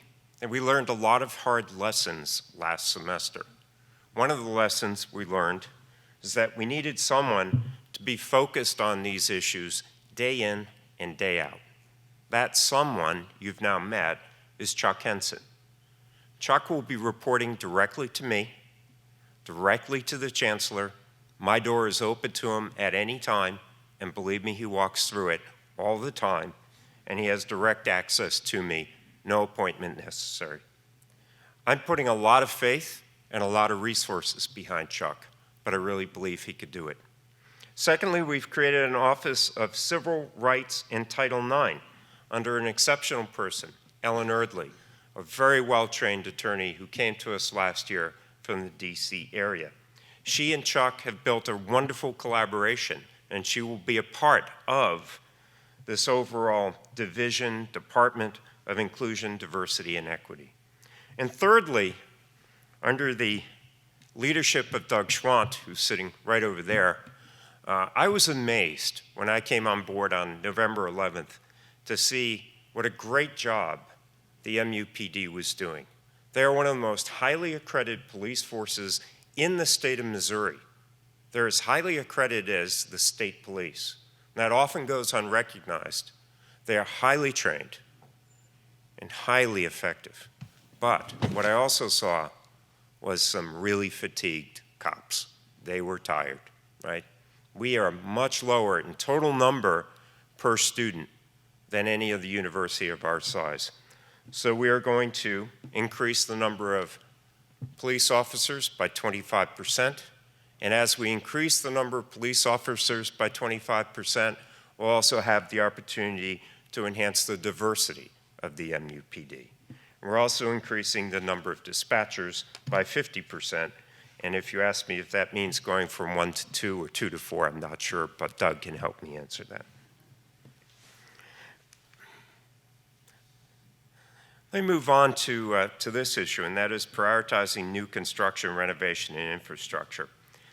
This is, again, crucial to us. We've made strategic investments in core buildings using the Mizzou stewardship model. I don't see Gary Ward here right now, but Gary does magic with his people in keeping these buildings operational with really not enough dollars to do it the right way, but he's done it and done it well. We have 4 projects underway that will also eliminate almost $40 million of facility needs, and Brian knows how important that is to us. We have new construction projects that include expansion of the Mizzou Orthopedic Institute, which I think many of you have seen. It's one of our strongest areas in the medical school, and we're very proud of it. The patient-centered care learning center at the School of Medicine, and the Applied Learning Center of the Trulaske College of Business, which is next door, and that building will go on the parking lot across from Cornell Hall. Those things are all underway. But we need to do more. We're going to be transitioning McKee Hall, as you heard yesterday, which means it's kind of an odd verb, Don, transitioning it by raising it and then rebuilding on top of it. We want to have one of the very best undergraduate STEM laboratories and learning centers in the Midwest, and we can do it. We've also heard from our graduate students time and again that when the university had to raise these apartment buildings across the street, that left a gap. And so Gary has worked very diligently along with the business people to figure out how we could do a P3, a private-public partnership, to bring graduate student housing and family apartments and childcare into that facility. And I'm proud of that. We also need to do an expansion of the Sinclair School of Nursing. People in Missouri need better health care. We know that. Applied practical nurses can, in fact, supply much of that health care if we can educate them and if they're given the ability legally to do more than they could do today. The Translational Precision Medicine Complex is a wonderful opportunity for us to bring together medicine, veterinary medicine, and engineering in a new way, and in a way that would allow us, I think, to leapfrog other universities that have been higher ranked and higher rated than us in medical disciplines in the past. We have that opportunity. We've got to find the resources. It won't be easy, but we could do it. And last but not least, if we're going to be one of the best schools in the plant sciences in the United States and the world, we just have to start to invest in the plant sciences, and our facilities are just not what they should be. I won't say more. We only built facilities once in the whole 20th century for that science. It's got to end. We've got to put investment in there. Plant sciences and agriculture are fundamental to the economy of Missouri and will be henceforth. Enhancing faculty development. Faculty development is crucial, particularly today as things change quickly around us. A faculty career could be as long as 40 years or longer in some cases. So we need to have renewals of faculty. We need to have ways to bring them forward and to keep them current and to keep them relevant. So I'm proud to talk about some of the things that Dr. Stokes has inaugurated, such as Teaching Renewal Week, which will be held every year in January. Covers all sorts of topics, including diversity inclusion, student engagement, and very importantly, the leveraging of digital tools. We've got to find ways to get more for our money, if you will, from the faculty that we have. We've got to find ways to increase that margin on net revenues so that we can put it back into the infrastructure and put it back into faculty and staff salaries. I think the digital teaching technologies that are there today are technologies that we must look at and adapt very quickly at this university. Hence, we also have online teaching foundations. This was launched also under Garnett Stokes last fall, and Writing to Publish Retreat, which assists faculty with professional writing to increase their publications. The coin of the realm for all of us is how many other faculty members around the nation and around the world cite those papers and books that we write. It's crucial then that we be superb writers, and we're working on that as well. So, if I could just summarize, some of the other things that we're doing. We were fortunate enough last year to have a very nice windfall from our intellectual property. And Mark and I have worked together to take that windfall and to reinvest it in those areas where it was generated. So particularly in the medical and the biological sciences. So we've made strategic investments in things like X-ray diffractometers, super high resolution microscope systems. We will have the best PET center in the country at our reactor. And we're also bringing in a focused ion beam scanning electron microscope, which will allow our faculty members to literally make structures at the nanoscale for the first time. That's not all. We want to do more. We want to be the very best in the Midwest at all forms of imaging. And to do that, we know we've got to go further, and we've got to take the university and its researchers into areas like cryo-electron microscopy and high energy or high field magnetic resonance imaging. A 7 Tesla MRI is absolutely at the state of the art, and we have a faculty member now who is in the College of Medicine and is the chair of radiology, who's one of the leading experts in the world at this. And we want to support her and bring that kind of technology to Mizzou. So, lots of things to do. Overall challenges, some of you remember Alvin Toffler and future shock. Right? He predicted a lot of this, and we're feeling it. And what it is when you're in a period of such rapid change that it's hard to adapt quickly enough. We're in that time. And I spoke to that issue last Tuesday in the State of the University address. So we must adapt to a rapidly changing culture. We have to prosper in spite of the fact that we're seeing the potential for decreasing state appropriations, while at the same time thanking the state and recognizing that we'd need an endowment of about $6 billion to replace their contributions to this university. We have to increase accessibility while at the same time maintaining excellence. And I spoke about whether we should put the emphasis on who we bring in, what they know when they go out. And we've got to have a real dialogue with the faculty about that. We have to respect the past, which is so important here at a school like MU, the traditions, the history, but we also have to embrace the future. We have to make matters of inclusion a very high priority, if not the highest priority, while we do so within an institution that tries to maintain intellectual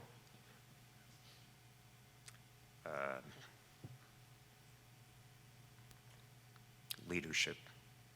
And finally, we have to move from a model of mass production of education to a model of mass customization. Students now are demanding ever more services, interactions, authenticity of a like that we've not had to deal with before, but we have to deal with it now, and it is a real challenge. Ladies and gentlemen, I'll stop there. I'd be happy to take any questions. Are there any questions for Chancellor Foley? Thank you, Chancellor, for that very comprehensive report.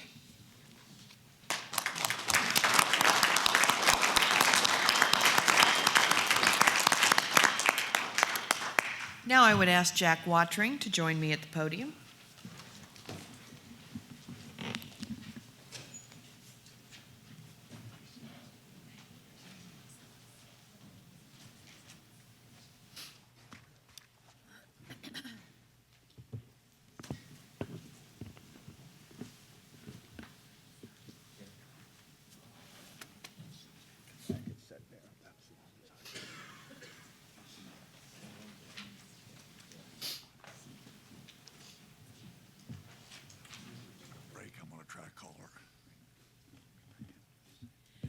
These are always somewhat bittersweet occasions. It's bitter for us because we'll miss Jack, but it's sweet for him because he's going on to the next phase of his life to get to enjoy, no doubt, his grandchildren, and we know he'll be fishing a lot. So the board offers a resolution in honor of his retirement. Cindy, would you read the resolution? Whereas the members of the University of Missouri Board of Curators are proud to applaud the achievements of an individual who has long distinguished himself through his conscientious and dedicated service to the University of Missouri, Chief Jack Watring of the University of Missouri Police Department. And whereas after serving his country as an active member of the United States Navy during the Vietnam War and serving the state of Missouri as a Missouri State Highway Patrol trooper, Chief Watring embarked on his career with the university in 1971, graduating from the first University of Missouri Police Academy. And whereas after serving as an officer, sergeant, shift captain, major, and associate director, Chief Watring took over interim command of MUPD in 2003 and was appointed chief of the University of Missouri Police Department in 2004. And whereas during the course of his career, MUPD was the first university police department to achieve and has successfully maintained accreditation through the Commission on Accreditation for Law Enforcement Agencies, achieving its highest gold standard award and demonstrating MUPD's commitment to professionalism, stewardship, integrity, diversity, objectivity, knowledge, accountability, and collaboration. And whereas under his able leadership, MUPD achieved and has maintained separate accreditation through the International Association of Campus Law Enforcement Administrators, demonstrating its adherence to the highest professional standards for campus law enforcement and protective services. And whereas throughout his career, Chief Watring has achieved a number of distinctions, including completion of both the FBI National Academy and the Northwestern School of Staff and Command, and in 1993, he was honored by the MU Staff Advisory Council with the McDeaver Memorial Award. And whereas he has served as a member of numerous professional organizations and committees, including International Association of Campus Law Enforcement Administrators, International Association of Police Chiefs, Missouri Police Chiefs Association, Mid-Missouri Major Case Squad, and Boone County Disaster Preparedness Board.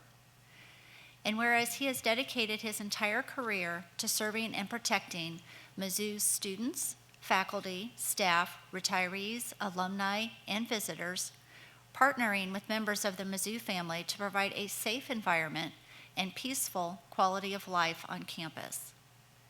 And whereas Chief Watring has contributed invaluable and pioneering leadership, undying commitment, and tireless effort, and has remained an impressive and influential presence in the field of law enforcement throughout his career. And whereas Chief Watring has traveled extensively around the state of Missouri providing security for countless Board of Curators dinners, award programs, and meetings, spending endless hours waiting for them to adjourn, and always doing so with a smile.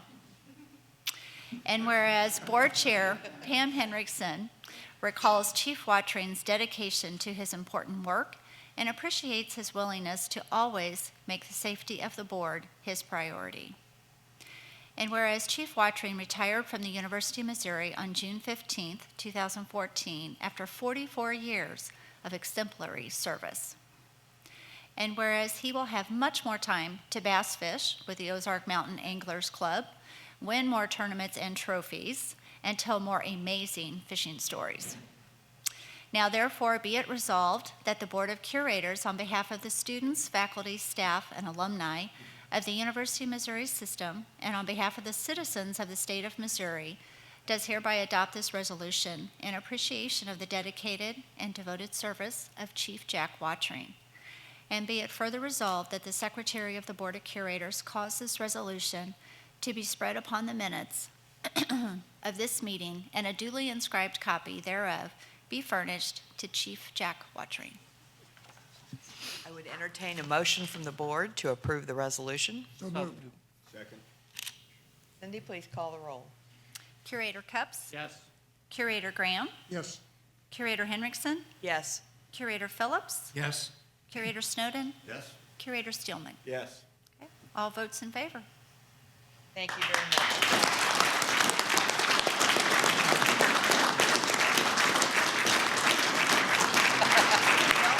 You're wearing correct.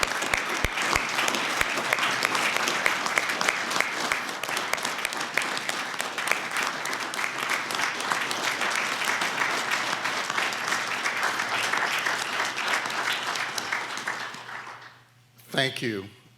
I always enjoyed providing security and being around the curators. It was part of my duties, and like I said, I always enjoyed it, so thank you. Thank you very much, Chief Watring.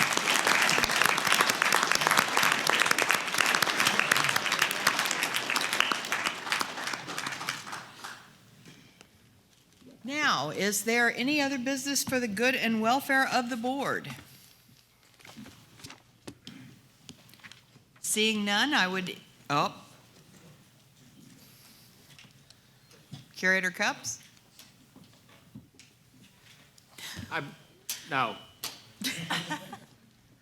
You're always kind of tempting us when you say that. I know. If not, I would entertain a motion to adjourn the public session. So Moved. I second. Whatever. Cindy? Curator Cups? Yes. Curator Graham? Yes. Curator Henriksen? Yes. Curator Phillips? Yes. Curator Snowden? Yes. Curator Steelman? Curator Steelman? Yes. All votes in favor. We will be adjourned.